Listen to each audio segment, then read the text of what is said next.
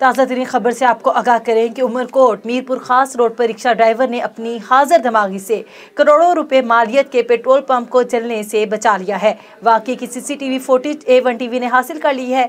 मजीद तफसीलात जान लेते हैं हमारे नुमाइंदे आदिल शाह से। जी आदिल शाह, आगाह कीजिएगा तफसीलात से। उमरकोट मीरपुर खास रोड पर बच्चा बन के करीब पेट्रोल पंप पर रक्षे को अचानक आग लग गई। रक्षा पंप से पेट्रोल भरवा रहा था कि अचानक आग लग गई। आग लगने से रक्षा झुलसकर तबाह हो गया। रक्षा ड्राइवर ने हाजिर दिमागी से काम लेते हुए रक्षे को पंप से दूर ले गया। रक्षा ड्राइवर अपने रक्षे को तो न बचा सका, लेकिन पंप को बड़े नुकसान से बचा लिया। जबकि रक्षा ड्राइवर ने पंप के मुलाजिम पर आग लगाने का इल्जाम आयद कर दिया।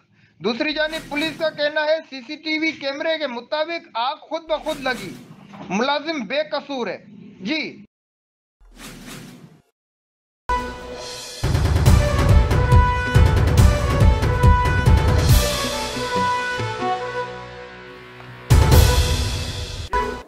शुक्रिया आदिल शाह आगाह करने के लिए।